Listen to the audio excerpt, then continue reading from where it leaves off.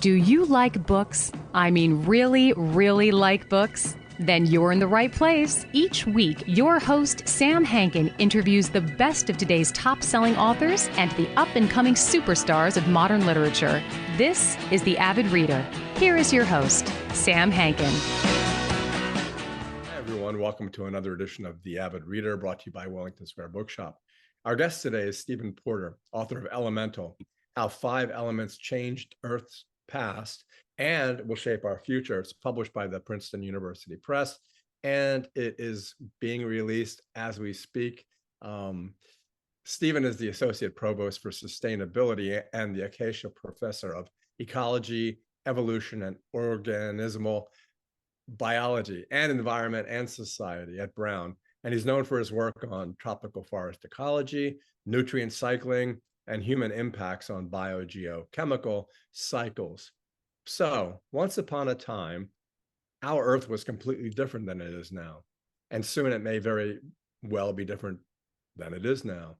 So from aerobic, anaerobic, one-celled kings of the jungle to the jungle itself, and now to an Anthropocene era where we may destroy ourselves, but not our planet. The species that isn't really needed on this planet is us.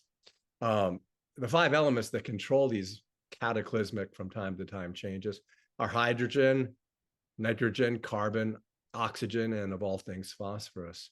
So Stephen shows us how in combination, all life on Earth exists and has always existed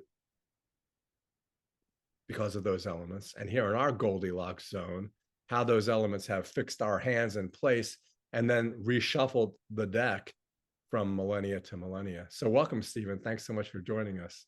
Oh, it's great to be here. Thanks for having me on. Well, let's start as you did 2.5 billion years ago and take us from there. Sure. 2.5 billion years in a 30-minute podcast. No problem.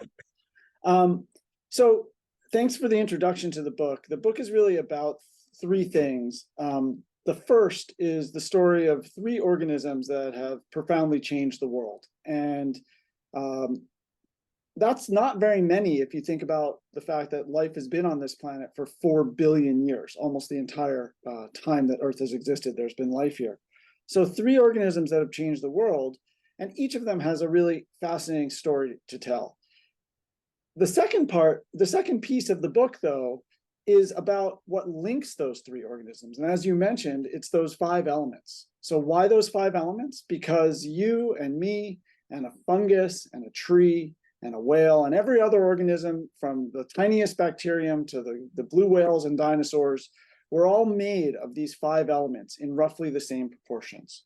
So what does that mean for us as living organisms? It means that we have to pull those elements from our environment somehow. We have to pull it from the water we live in, or the land we live on, or the air we're in. And getting those elements then is a profound constraint on how much life there can be on the planet. I think the most important part of the book, though, is what that lesson, that elemental connection can tell us about our own future. Because, spoiler alert, humans are the 3rd of those organisms. And I'll come back to your question about 2.5 billion years ago in just a minute. Humans are the 3rd great world-changing organisms. And by understanding that the changes that we're bringing about now are linked to those elements, we can build a more sustainable future around the management of those elements. Okay, so let's go back 2.5 billion years to a group of organisms called the cyanobacteria. I'm going to tell you very briefly their story and see if you can catch the connection to our modern society. So here's an organism, a single-celled organism, group of single-celled organisms floating in the ocean. And they innovate a new way, evolutionarily speaking, they evolve a new way of coupling 2 really important things: a new energy source, or a better way, a more effective way of using energy, and a more effective way of fertilizing themselves and getting their own food by pulling nitrogen out of the air. And they put these together and they begin to wildly proliferate because they're outcompeting everybody else because they have more energy and more food. Unfortunately for them, the chemical reactions that are occurring in their cells, well, I shouldn't say unfortunately for them. Interestingly, the chemical reactions that are fueling that incredible growth are pouring a byproduct into the environment. A byproduct that doesn't help them. It's just a natural reaction, that a byproduct of the chemical reaction of their life. And that byproduct is oxygen. And it begins to bubble into the oceans and then eventually build up in such amounts that it starts to bubble into the air. And when it does that, it profoundly changes the chemistry of the atmosphere, and particularly the concentration of greenhouse gases in the atmosphere, to the extent that their unwanted byproduct destroys the greenhouse blanket that's keeping the earth warm, because the sun was quite faint back then, and plunges the planet into a global ice age. So here's a wildly successful organism. It innovates new ways of getting energy, new ways of getting food. By accident, it dumps stuff into the atmosphere and causes a massive change to the planet that shapes the tree of life for the rest of all of life. We would have no multicellular organisms if it weren't for the cyanobacteria. You and I wouldn't be talking here. But at the time, it was probably the greatest environmental catastrophe that had ever occurred on Earth, and it may still be, because we transitioned from a world where everything lived in an environment with no oxygen to an environment where the things that were most successful were the things that were living in an environment with oxygen. Hey, Stephen, like the first diagram in your book, and you even talk about it, is like everything, all life is kind of the same. Yeah, it's kind of remarkable. I mean, I actually, when I give talks, I often start with a slide that says, what is life? And, this is a deeply philosophical and for many people religious question, but for a biogeochemist, which is my field, life is the elements that we all share. And what's fascinating about it is that if you compare me to a bacterium to a tree, and you list the elements in order of their abundance, it will go hydrogen, oxygen, carbon, nitrogen, phosphorus in roughly the same proportions. It doesn't really matter. And what's even more interesting about that is if you look at life in that way, and I admit that's pretty reductionist, right? But if you look at life in that way, then all of a sudden you can see why, for example, it's hard to live on land in a dry place, because the hydrogen and oxygen in your body comes from water. So if you're a cyanobacterium and you're floating in the ocean, it's easy to get water. You're living in it. But if you're a tree in the desert or a plant in the desert, that's a really big constraint on how many plants you can have. So looking at us as a chemical formula, of course, it's an oversimplification. We're many things, and all organisms are many things. But at the same time, it helps us understand why there is as much life as there is in one place or another, and how that might vary. And it also allows us to understand that if an organism is able to innovate evolutionarily or intellectually, in the case of humans, and get access to those elements that weren't available before to other organisms, like we figure out a new way to get them, then all of a sudden we're releasing one of those constraints, and there can be more and more and more of us. So it's a powerful lens through which to view both the history of life on Earth and the challenges that we face in the modern day, where we now have massive access that no other organism has really had before because of our innovations. In some way, those innovations are unique. In others, they're similar to the innovations of our world-changing predecessors. It's funny, I just read this book. I think it's called, I love science fiction too, which I'm going to ask you about, silicone-based life form, but that later. So it's this book about an AI, and it's designed to, help preserve the Earth and its ecosystem, and it has to eliminate one species in order to do. And of course, the one species picks us, right? Yeah. And it's like save the planet. The planet's not going anywhere, and you've described why it isn't. So wouldn't it be easier just to eliminate us?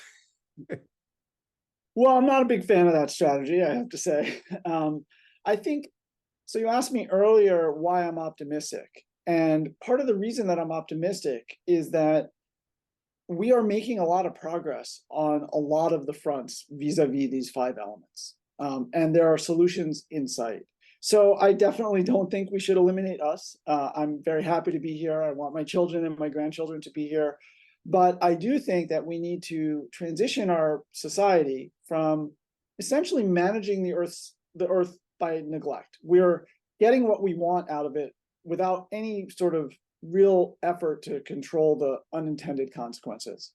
And I argue later in the last part of the book, I argue that we sort of need to move to an idea of management, purposeful management. And what does that mean? It means management of the flows of energy and these elements in such a way that we don't pass on the consequences to generations that come after us. And I do think that's possible. So in fact, I wouldn't be writing this book and giving all these talks and doing all these things if I didn't think it was possible. It's why I've moved my work, my daily work, to work full steam on solutions to these problems. I've really pared back the sort of basic science that I do, and I've really started to focus more and more on how can we actually embody these transitions that we need to make. I do that in my house. I do that at my university. I do that as much as I can, and that's sort of the hill I'm going to die on over the last part of my career. Hey, I just remember, since I'm a bookseller, we're trying to sell your book, so you should hold up. Do you have a copy there? I sure do. Hold it up so we can, because it's good to talk about the covers, because people who come into our bookstore. Yeah, so this book, looking at the Elemental, How 5 Elements Changed Earth's Past and Will Shape Our Future, is out today, actually, from Princeton University Press. And it's, as I said earlier, it's a book kind of with 3 main messages. One is the story of organisms that have changed the world and their own unique, interesting story. The second is the elemental thread, these 5 elements, hydrogen, oxygen, carbon, nitrogen, and phosphorus, that connect these world-changing organisms and give us a framework to understand the changes that they've wrought. There you go. We can both hold it up. And then the third is how understanding that thread really allows us to think about building a sustainable future and gives us hope that there is a path to that. I think one of the things that people really struggle with regards to sustainability, and certainly with regards to climate change, is every day we're told everything we do is killing everything, and humans are horrible, and AI needs to eliminate humans and all this stuff. But a lot of that is just noise. There are some basic things that we have to do to ensure a floor of sustainability. And those basic things have to do with keeping a stable climate, keeping air and water so that we don't have huge problems with algal blooms and lack of oxygen and all these things, but we can do that. And then that's the floor. We also need to make sure that the impacts of the changes we do bring are equitably felt as much as possible. We have to understand that there are lots of changes that need to be made, but all of these things, they're doable. And I think one of the problems with the news is that all you hear is about how horrible we are. And also there's no sense of proportion. So, you read an article one day that your sock drawer is going to destroy the planet, and the next day it's plastic straws, and the next day it's God knows what else. And the truth is, it's about our energy and our nutrient and our water use at a base. And then it's about building a more just and equitable society on top of that foundation. At least that's how I see it. So at these no wonder you're cautiously optimistic, because at climate conferences where everyone flies there on jets, and then has bottled water maybe. But the thing about it is that don't you get blowback from the guys who, as you say, are the ones who are the doomsayers? Don't you get blowback at these conferences saying, "Wait a minute, Stephen, you shouldn't be making light of some of these things"? I'm not making light of it. Look, this is going to be a really, really challenging century. And it's entirely possible that the climate change that we have already induced and the climate change that is inevitable in the next several decades as we transition off of fossil fuels will spark enough problems that we will have giant wars and kill ourselves over those problems. Like that is certainly a possibility. But what is to be done about that? Either we could throw up our hands and say, well, that could happen, so, smoke them while you got them. Or we could say, okay, that could happen, so let's get to work. Let's do the best we can. I think one of the real disservices that the media has done on this front is to say, we have 7 years left until scientists say we go off the cliff. And look, when I started grad school in 2000, a very eminent famous ecologist who I will not name told me that we had 10 years to get climate change under control or we were totally screwed. And he did not use the word screwed, but I'm toning it down for your podcast. So that was in 2000, and 2010 came. And of course, we hadn't gotten climate change under control, and people continued to say that. And every year, every new IPCC report, the press says, we only have this much time. The truth is, the more carbon dioxide and other greenhouse gases we put in the atmosphere, the worse it's going to be. But every ton we can keep out of the atmosphere is a good ton. And every ton we put into the atmosphere is a bad ton. So let's work our hardest to keep that number as low as possible, to keep ourselves away from the cliff. There's probably several cliffs out there that we could fall off. We don't know exactly where they are. So let's just get to work and limit it as much as possible and do the best that we possibly can. And I think that will be a lot. Will it be enough to avert all of the consequences? No, we're already seeing consequences. But will it be better if we do that than if we bury our heads in the sand and just give up? Yeah, it will be better than that. I won't mention their names either, but like just a couple of days ago, you had a conversation with a gentleman who mentioned the Hawaiian wildfires. Yeah, and I think it's like Weather Channel with hurricanes. They want it to be a category. The hurricane now, they keep wanting it, just like in your diagrams. There's one simulation that shows it hitting the Hamptons, and they want it so badly to hit the Hamptons so they can wear their raincoats and be blown back, or say, an hour ago, this was really bad. But he asked you about the Hawaiian wildfires, and he, I think, wanted you to say that it was due to climate change. And he said, no, it's because we brought non-indigenous plants to Hawaii. And I think, he felt, he didn't feel good because you gave him an answer he didn't expect. Yeah, I mean, I think there's two sides to that coin, right? So people understand that climate change is causing things like fires, is causing things like hurricanes, is causing things like more intense rainfall. And so when that stuff is in the news, it's natural to sort of think that it goes together. But I do think there's also, bad stuff happens, right? Like that's always going to be true, and that's always been true. And some of that bad stuff is going to be amplified by climate change, right? So we can, for example, there's a whole field of science now that's trying to statistically show, this bad thing happened. How much more likely is it that it happened because of climate change than how likely is it to have happened if there hadn't been any climate change, right? So you can say stuff like that, but it's also true that not everything is a result of climate change, right? Like things happen, things have always happened.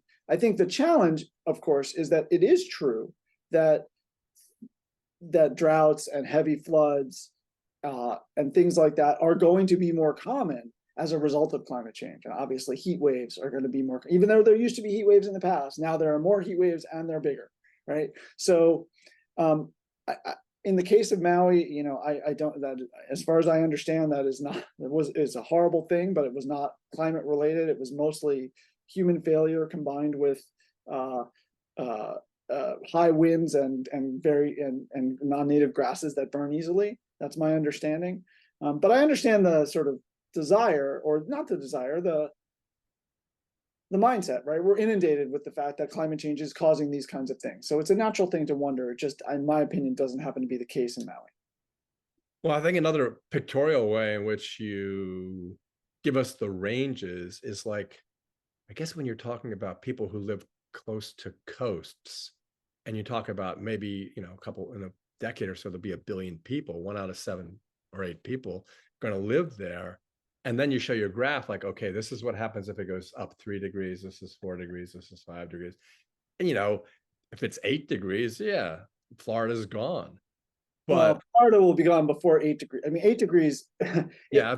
8 degrees is I guess it depends Fahrenheit, or either way, 8 degrees is a lot, but 8 degrees Celsius would be. But that's what your graph does go from 3 to 8, right? Oh, yeah. Yeah. I mean, look, here in Rhode Island where I live, we're already seeing flooding all over the place where things never used to flood, 20 or 30 years ago. And so coastal communities the world over are going to be profoundly impacted by sea level rise. Unfortunately, because the ocean's pretty slow to respond, it's still responding to what we've already done. And so sea level rise between now and the middle of the century is actually locked in. We know with almost perfect certainty how much it's going to go up in the next 20 to 30 years. We don't know what's going to happen after that, because what's going to happen after that depends on what we do now. Because the ocean is sort of it's slow to move, so it's still responding to the changes we've already imposed on it.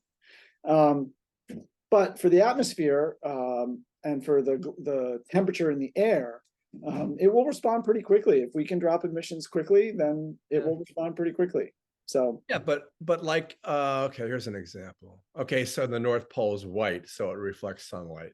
Then it melts and it's blue and it doesn't reflect sunlight anymore. I don't think we're going to stop that. And so what's going to happen? So the dooms, I mean, to me, when I read articles like that, like you said the other day, you just read an article that said something. But yeah, so yeah, I mean, that is scary. It seems scary. Totally. So look, just because I'm cautiously optimistic doesn't mean I'm not scared, right? So let's just be clear about that. This is a scary problem. And so you mentioned sort of what's called by the scientists the ice albedo effect. And that is exactly what you said, which is, white ice is reflective and blue ocean is not reflective. So if you melt white ice and replace it with blue ocean, then you get more sunlight absorbed, which will heat up the ocean more, which will melt more ice. And scientists unfortunately call that a positive feedback because it's self-amplifying. Right. And it's unfortunate because the rest of the world thinks of positive feedback as a good thing. But in science words, positive feedback means something that builds on itself, like we just discussed. I think of those all as cliffs that we might go off, right? Like there are many sort of triggered self-reinforcing loops that we could initiate if we warm the planet too much. My analogy to that is dancing blindfolded when you know there's a cliff nearby, but you don't know exactly where it is. And so what do you do in that case? Well, you really try not to move too much, right? Because you know there's a cliff out there and you don't know exactly where it is. And so that is the case with these kinds of tipping points that we have in the Earth system. The more we push the envelope, the more we warm up the planet, the more likely it is we are going to go over one of these tipping points and things are going to really hit the fan, right? So what do you do with that information? Well, on the science side, we try to understand exactly where those tipping points are. But we'll never know exactly where they are, probably until we already have crossed them. So what's the societal answer to that uncertainty? It's be cautious and don't warm it up too much, right? So I worry about those tipping points a lot. But what I actually think we need to do about that is exactly the same as what we need to do about incremental warming, which is try our best to limit the warming to as little as possible. That's the only answer. Well, you've said in the past you don't want to talk about politics, although you have a view about politics. So if you take some guy who kind of controls the government, like Manchin in West Virginia, anything that curtails the use of fossil fuels, he's going to vote against. And so that means, well, what it means is, like Elon Musk says, use up all the fossil fuels because we're going to, and then switch to something that's going to be good. And so yes, West Virginia is going to continue to mine coal and they're going to continue to use coal until the coal runs out. That's just me. Yeah. But am I wrong? Am I wrong about that? I mean, it seems fairly straightforward, right? Yeah. Well, I want to say a couple things about it. The first thing I want to say is that I am a firm believer that nobody wakes up in the morning and says to themselves, I want to make the world a worse place. Like that's not anybody's motivation, right? And so that doesn't mean that people don't have different interests or different beliefs in what will make the world a better or worse place. But I do take it as a sort of operating principle in these conversations to believe that no matter what someone's view is, they're not deliberately trying to make the world worse. And so I can't speak to Senator Manchin's, personal motivations. I'm sure that he understands that climate change is a real thing. I also am sure he understands that coal is a very powerful political influencer in his part of the world. Let me just say, though, that let me say two things. First, if we burn all the fossil fuels that are in the ground, climate change will be so catastrophic that the world will be unrecognizable. So it is unequivocally the case that we are going to need to leave the rest of the fossil fuels that we have in the ground as much as is humanly possible. So given that, what happens then to ensure a just transition? One of the things that we need to do is make sure that the people who are hurt by that transition, to the best of our ability, are helped through that transition. Is that going to be perfect? No. Is it going to be equitable in everybody's view? No. But it has to happen because, in my opinion, because unmitigated climate change will be a much bigger human catastrophe than if we switch away.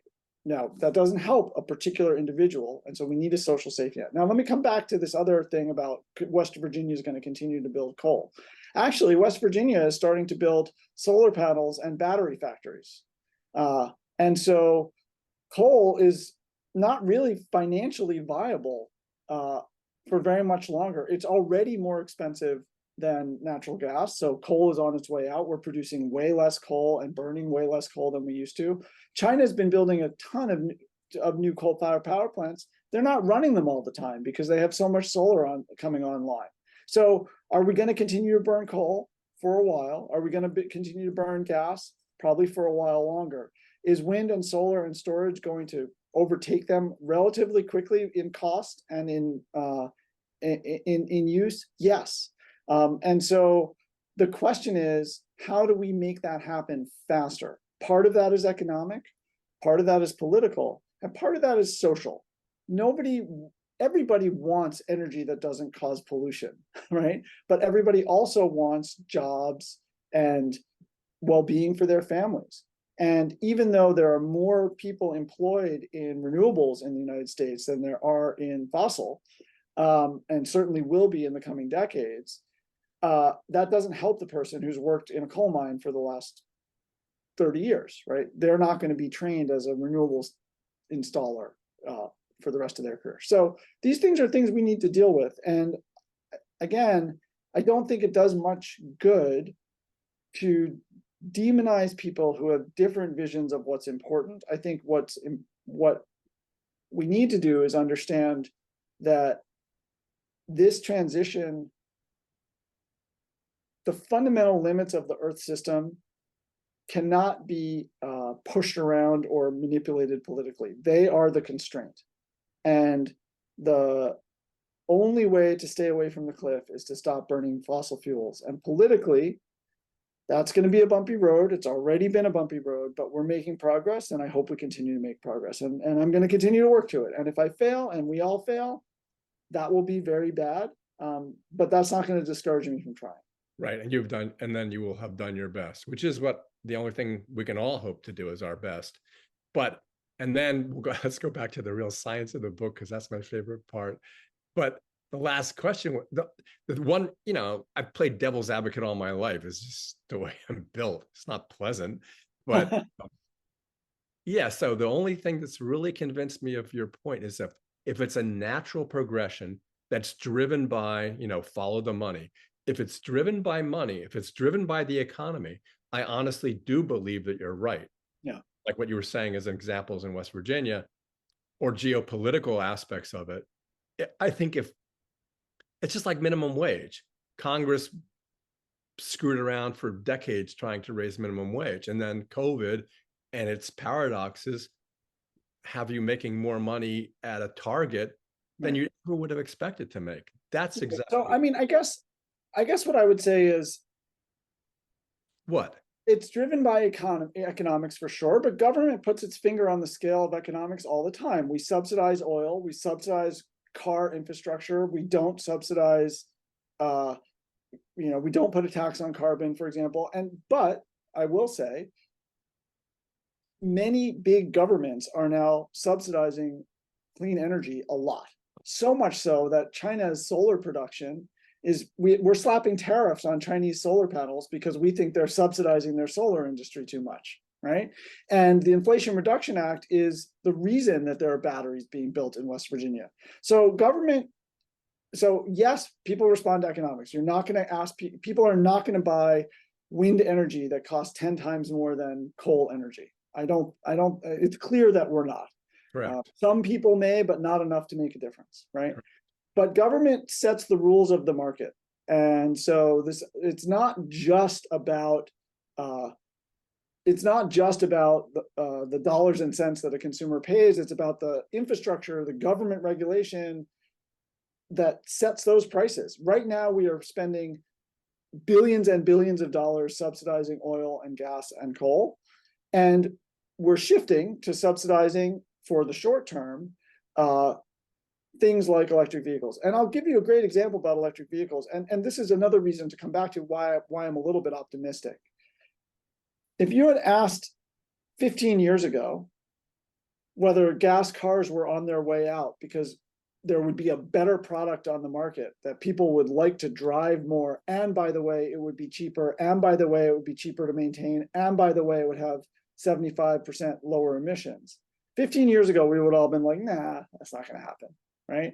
Most everybody. You told me you have an electric vehicle, and I bet you love driving it, even if you don't love to drive, because it drives better than a gas car. I bet you haven't been to a gas station in a long time. I bet you haven't had many repairs, right? And so by 2030, everybody's going to want one. They're just better, and they're going to be cheaper. So yes, people will follow the money, but it was subsidies and basic research. And you mentioned Elon Musk, right? And most people have very complicated feelings about this person, but Elon Musk did a lot to get electric vehicles into everybody. It was one person. One person did the stuff that you're talking about. Yes, and I have to say, you know, I'm going to get in big trouble for saying this, but if you had to pick a single human being responsible for keeping the most CO2 out of the air of any single human being, it might be Elon Musk. And you know, that's not going to win me any favors with but I think it's probably true. Yeah, I mean, the people that dent the universe are the people that are weird and offensive, and they have to be, because that's how you get things done. But enough of that. Let's go back to the 5 elements. Let's go back to the 5 elements. Yeah. So my science fiction question, which I think I know some of the answers just because I'm a dilettante, is, this is the science fiction question. Could there be silicone-based life forms, and why couldn't we have been silicone-based life form? So silicone and silicon are 2 different things. So silicon is the element that you're talking about, just because we're diving into the science. Yeah. Now, I don't know if you're a Star Trek fan. Yeah. But in the original Star Trek, which is the only Star Trek I'm a fan of, Correct. In the original Star Trek, there is a silicon-based creature that they encounter on one of the planets. And my brothers, who are much more Star Trek-y than I, would be horrified that I'm on the air not knowing the name of the episode. But there is an episode, it kind of looks like they put a rug over a bunch of people who are crawling around. And it has these silicon eggs that look like bowling balls. And it starts killing off all the Star Trek guys in the red shirts, you know, because they're always the ones that get killed. Anyway, how could we have silicon-based life? The idea for silicon-based life exists is that silicon sits right below carbon in the periodic table. So it has the same electron shell configuration as carbon, just an extra shell. And so the reason carbon is a very useful molecule biologically is it can form these ring structures, and these myriad different biological molecules can all be made with this element. There isn't a particular reason why it couldn't have been carbon, at least to my knowledge. It couldn't have been silicon, at least to my knowledge, but it isn't. And, you know, on Earth, for example, interestingly, like on Earth, silicon is much more abundant than carbon. So it is kind of interesting that we are carbon-based. I think part of that is that, well, actually, I don't know I know the answer to why we aren't. That's almost an unanswerable question. But I don't think, yeah, I'll just leave it at that. That the reason we think that the reason science fiction embraces silicon is that it has similar chemical characteristics to carbon. Just thinking, the book concentrates on these three events, and we talked about the cyanobacteria, but what are the next two? Yeah. So the great question. And so the second organism to emerge to change the world were actually a group of organisms called plants, the plants we see around us. What's interesting is that, so just a quick snapshot of Earth history, the Earth forms about 4.5 billion years ago. We think life comes on board about 4 billion years ago. The story of the cyanobacteria is really one of about 2.5 billion years ago. So we're talking billions, right? That's a lot. A mere 400 million years ago. So after 9/10 of Earth's history is already over, right, to the present day, organisms emerge from the oceans and begin to colonize land. And those are the land plants. So I told a story of cyanobacteria, and the story of cyanobacteria is really they figured out a new way to do photosynthesis, which allowed them to capture carbon. They had a lot of water because they lived in the ocean. So that's hydrogen and oxygen. And they figured out how to do a process called nitrogen fixation, which allowed them to get nitrogen. So one question is, well, why didn't they just proliferate even more? And part of the answer to that is the last element in the list, which is phosphorus.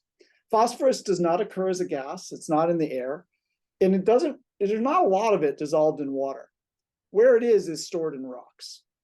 So imagine you're a cyanobacterium floating in the ocean, miles from the coast and miles from the bottom. Where do you get your phosphorus from? There's no rocks anywhere around. You're stuck. Well, you get it from a slow trickle that comes in from rivers, eroding stuff off the continents, or dust that's blowing off the continents. So when land plants move to land, they have two really huge constraints. The first is, how do you stay hydrated? Because you're no longer living in the water. That they solve mostly with roots, associations with fungi, which help them explore the soil even better, and with seeds, which allowed their offspring to stay hydrated in the very early stages of life, and sort of it's a nutrient package to get you going. The other question, though, is where do you get your phosphorus? And plants now, once they're on land, they're growing right on rocks. And so plants become the most efficient, best miners the world has ever seen. Their roots and the fungi associated with those roots pry into rocks, they pour acid on the rocks, they dissolve the rocks, and they suck the nutrients out of the rocks, right? And so phosphorus is a profound constraint on life on land, in soils where there isn't much phosphorus left, and in the oceans. It's sort of in some sense, the ultimate limiting nutrient. And let me explain what I mean by that. So there's abundant sunlight, and if you have water, you can do abundant photosynthesis with that sunlight. Nitrogen is wildly available in the air. You just have to figure out how to get it, but there's been evolutionary steps made by organisms, including the cyanobacteria, to get it. Phosphorus is really limited by the amount you can mine, and that's tricky. And so plants move onto land and they become the world's best miners, and they figure out how to stay hydrated. And so their success story is one of really of overcoming constraints by water and overcoming constraints by phosphorus. The cyanobacteria story is really overcoming constraints of carbon and photosynthesis and of nitrogen. So then we come to the third world changers, humans. So humans, we're very clever, to our own detriment sometimes, but not always. Humans, what do? We find a new source of energy, like the cyanobacteria did. We actually find the remains of the first tropical forests and the land plants, though that's coal. And we start digging those up and burning them. So that's our source of energy. We invent in the early 20th century a process to pull nitrogen from the air and start to fertilize our farm fields. The original invention was not to fertilize, but actually to build bombs, but it is now used for fertilizer. We spend enormous amounts of energy mining phosphorus from the very few places in the world that have it. And we dam up all the rivers in the world, virtually all the big rivers in the world, and we now store more water in reservoirs than exist in all the world's rivers. Wow. We have become masters of these 5 elements, drivers. I said that's a better word. We have become drivers of the global flows of these 5 elements. We have combined what the cyanobacteria did and the land plants did, and we've done it at a pace hundreds of thousands of times faster than either one of them. I just realized, isn't phosphorus kind of limited? Yeah, when you talk about human society, so I like to talk about human society as being built on sort of 3 pillars. One pillar is fossil fuels and all of the energy that they provide. Another pillar is nitrogen, which is the main ingredient, one of the main ingredients of fertilizer. And the third pillar is phosphorus, which is the other ingredient of fertilizer. We would only be able to feed about half the people that exist in the world today if we didn't have industrial ways of getting nitrogen and phosphorus. So let's look at fossil fuels. Fossil fuels are finite. They're not going to last forever, but they're replaceable. We can get our energy in other ways, right? We can have solar panels, we can have windmills, whatever. Nitrogen is totally irreplaceable. There's no way to live without it, but it's virtually infinite in the atmosphere, and it's readily recycled by natural processes. So we're never going to run out of nitrogen. We might use it too much and cause bad problems, but we're never going to run out. Phosphorus is the worst of both. It's finite, like fossil fuels, and it's totally irreplaceable, like nitrogen. So ultimately, phosphorus is going to be a problem for humans. And the reason it's going to be a problem is we're really, really bad at recycling it. We take it from mines. About 70% of all phosphorus deposits are in West Africa and Morocco. We pour acid over that rock, we turn it into fertilizer, we put it on our farm fields, it flows off our farm fields, either in crops or in the food that's fed to animals. It goes through us and out into the ocean where it becomes very diffuse, and then it's gone. So one of the big transformations that we're going to need to make in the future is a more efficient use of phosphorus. That said, we're not running out of it this year or next year or a decade from now or even several decades from now. We have time to work on that problem, but we do need to work on that problem because it is ultimately a major constraint on the amount of life on Earth, including ours. The reason I asked was because I don't think anyone knows that, you know. There have been some recent books about phosphorus. It's nicknamed The Devil's Element, which is a good book title, I guess. And so, this is something that I actually have spent a large part of my basic science career thinking about phosphorus. Wasn't your dissertation on it? Yes, indeed. And a lot of my, and still to this day, a lot of my early publications were on phosphorus, and particularly phosphorus is very scarce in many tropical rainforests because phosphorus comes from rock. If the soil sits there for a really long time and gets really deep and really thick and really weathered under a lot of rain, you tend to lose a lot of the phosphorus. And so tropical rainforests are incredibly efficient recyclers of phosphorus in particular. Tropical